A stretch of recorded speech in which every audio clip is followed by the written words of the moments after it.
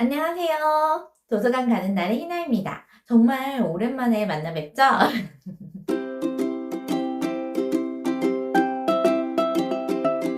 저는 유튜브 하시는 분들이 정말 슬슬슬 말씀을 하시길래 나도 할 수 있겠다라고 생각했는데 30초도 혼자 말하기가 쉽지 않았어요.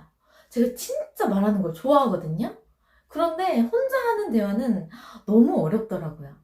그래서 미루고 미루고 미루다가 드디어 다시 한번 문을 열었습니다. 와! 이번에 제가 준비한 거는요. 도서관에 가서 8권의 책을 빌렸거든요. 그 중에 저는 4권의 책을 읽었습니다. 이 4권의 책들이 너무 좋아서 여러분들께 소개시켜 드리고 싶어요.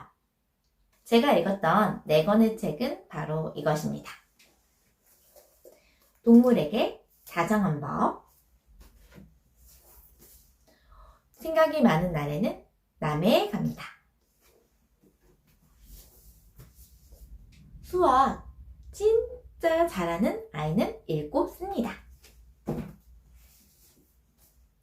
책방길 따라 제주 한 바퀴. 바로 이 4권에서 제가 가장 좋았던 책은 바로 이 책입니다. 동물에게 다정한 법.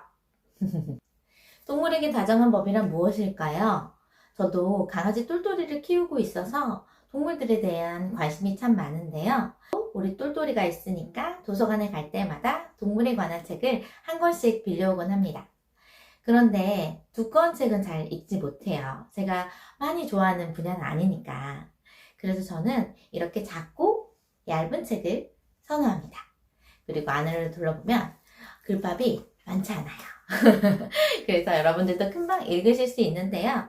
제가 이 책을 소개하게 된 건 바로 동물들에 대해서 엄마들이 꼭 한번 봤으면 좋겠다라는 생각이 들었던 거예요.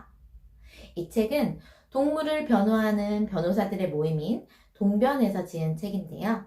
안에 변호사들이 쓴 책이라서 굉장히 딱딱할 것 같지만 에세이 형식이라서 정말 쉽게 읽을 수 있어요.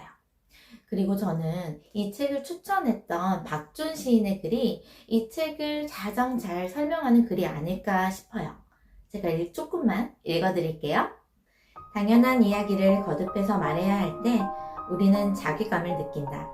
어디서부터 어디까지 이야기를 할지 몰라 난감하고 답답하고 지치다가 이내 서러워지며 허무해진다. 이 책은 당연한 마음들을 말한다. 이 말이 정말 좋았던 것 같아요. 동물의 울음과 사람의 울음이 다르면 얼마나 다를까? 울음과 좋음의 사이가 멀면 또 얼마나 멀어질까? 한 울음과 다른 울음이 만날 때, 울음과 좋음이 한데 뒤섞여 있을 때, 우리는 누구나 아름답다 말한다. 지금 이 책을 펼쳐보는 일이 그러한 것처럼. 이 글을 읽으니까 괜히 울컥해지면서 눈물이 나는 것 같아요. 저는 어릴 때 아이 데리고 정말 동물원을 많이 갔거든요. 특별한 일이 생기면 언제든지 동물원에 가는 게 엄마 아빠들의 로망이 아닐까 싶어요. 그런데 어느 순간부터 동물원을 가지 않게 됐어요. 동물원에 있는 동물들이 행복해 보이지 않더라고요. 이걸 어떻게 알았냐면 저희 아이가 말을 하기 전까지는 사실 잘 모르죠. 이 동물을 보면서 즐거워하는 아이의 모습만 바라봤으니까. 그런데 이 아이가 말을 하기 시작하면서 저에게 이렇게 묻더라고요. 저기 사자는 왜 맨날 잠만 자? 저기 원숭이는 왜 자꾸 머리를 박고 있어? 그때 저는 동물들을 다시 둘러봤어요. 정말 제가 생각하는 행복한 동물의 모습이 아니고 어딘가 허무하고 흐리멍텅한 모습의 동물들이었어요.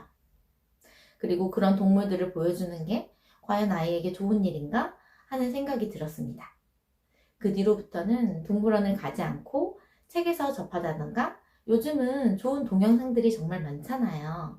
그래서 동영상으로 접하곤 했는데요. 더 안타까웠던 건 사실 우리가 그것을 바꿀 수 있는 힘은 없잖아요.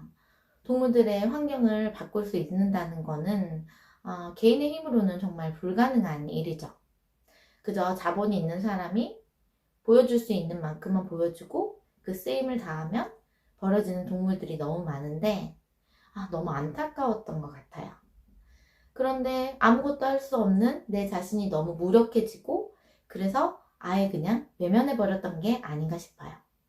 그런데 이 책을 읽으면요, 여기 나오는 변호사님들이 동물들을 위해서 진짜 노력하는 게 보여요.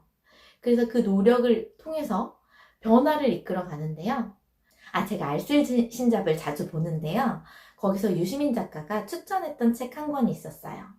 침묵의 봄이라는 에세이였는데요. 그 에세이는 살충제를 소재로 담은 에세이였어요. 그 에세이를 읽고 나서 사람들은 많은 변화가 생겼고, 그 변화를 통해서 결국은 그 살충제를 사용하지 않게 되는 법까지 만들어줬다고 해요.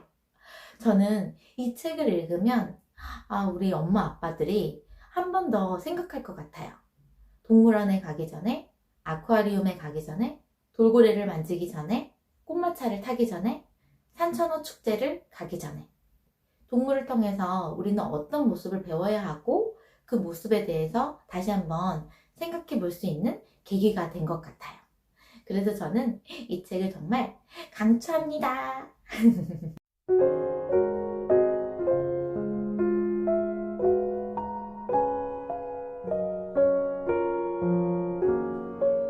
그리고 두 번째 책입니다. 이번에는 여행 에세이예요. 생각이 많은 날에는 남해에 갑니다. 남해에 관한 책이에요. 남해는 제가 사는 곳에서도 멀리 떨어져 있지는 않는데요. 한 1시간 정도면 남해에 갈 수 있을 것 같아요. 남해 바다가 너무너무 예쁘잖아요. 그리고 거기에는 정말 근사한 독일 마을도 있거든요. 그래서 가끔씩 가는 편인데, 이 책을 읽고 나니까 저는 남해에 간 적이 없는 것 같은 사람이더라고요. 구석구석 어찌나 예쁘고 좋은 곳이 많은지, 그리고 제가 사실 여행책을 볼 때는 사진만 거의 보는 편인데요. 여기는 글도 너무 좋아요. 어쩜 이렇게 아름다운 남해를 잘 표현해 놨는지, 그리고 여기서 추천하는 물횟집은 꼭 가고 싶더라고요. 이 사진을 쓴 작가가 사실은 간호사였는데요. 자기의 큰 아픔을 경험하고 자기가 진짜 하고 싶은 일을 찾아서 결국은 지금은 사진 작가로 활동하고 있습니다. 그런 자기의 삶을 치유해줬던 공간에 가서 그곳의 사진들을 찍으면서 다른 직업을 만들고 거기 사는 사람들과 유대관계를 쌓으면서 결국은 제2의 고향을 만든 듯한, 정말 어딘가 내가 쉴 수 있는 곳이 고향이라는데 이런 곳이 한 곳 정도는 더 있으면 좋겠죠? 그래서 마음이 조금 힘들거나 우울하거나 어딘가 떠나려고 싶을 때, 그런데 우리가 뭐 떠나고 싶으면 돈이 많이 필요하잖아요. 돈 없이 집에서 구석구석 여행하고 싶을 때 이런 여행책 한 권 읽으시면 어떨까요? 추천합니다. 그리고 세 번째 책입니다. 역시 저는 아이를 키우고 있잖아요. 게다가 저희 아이는 초등학교 6학년이고 이번 6학년부터는 학원을 다니지 않을 생각이기 때문에 혼자서 스스로 하는 수학 공부에 대해서 사실 고민이 많았어요. 그래서 도서관에 가면 꼭 공부법에 관한 책도 한 권씩 빌려오는 편인데요. 이 책을 안 읽었으면 어떨까 싶을 정도로 초등학생 6학년이라는 마지막에라도 읽어서 정말 다행이라는 생각이 들었어요. 이 책은 무려 대치동에서 수학학원을 하고 있는 원장님과 선생님들과 같이 쓴 책인데요. 사실 대치동이라고 하면 아이들이 진짜 힘들겠다라는 생각이 들 정도로 공부를 많이 하는 곳이잖아요. 저는 뭐 저희 아들이 그렇게까지 공부를 하진 않아서 그런데 그 엄청난 공부를 가르치는 곳에서 수학 동화와 수학에 관련된 책을 통해서 탐구하는 수학을 가르치는 선생님들의 이야기입니다. 그리고 왜 수학을 그렇도록 탐구하면서 배워야 하는지 알려주는 책인데요. 저도 생각 같아서는 영어를 책으로 했던 것처럼 수학도 책으로 꼭 하고 싶었는데, 사실 수학은 저희가 제일 자신이 없는 분야잖아요. 그래서 감히 손을 못 댔던 것 같아요. 그런데 이 책에는 학년별로 필요한 책들과 함께 예시가 잘 활용돼 있어요. 그래서 초등학교 1학년 때부터 보면 엄마들한테 너무너무 도움이 될 것 같아요. 저는 비록 초등학교 6학년 아들이지만 그래도 초등학교 6학년 1년만이라도 이렇게 수학 동화와 함께 아이의 수학 실력을 늘려주고 싶은 마음이 있습니다. 이렇게 탐구하는 자세로 수학을 공부시켜 보고 싶다면 꼭 한번 읽어보면 좋을 책입니다. 추천합니다. 그리고 마지막에 읽은 책. 두께가 꽤 있죠? 책도 무지 무겁습니다. 하지만 제가 이 책을 빌렸던 이유는 제주도에 관한 이야기였기 때문이에요. 특히 제주도에 제가 진짜 나중에 꼭 하고 싶은 책방에 관한 이야기입니다. 제목은 이렇습니다. 책방길 따라 제주 한 바퀴.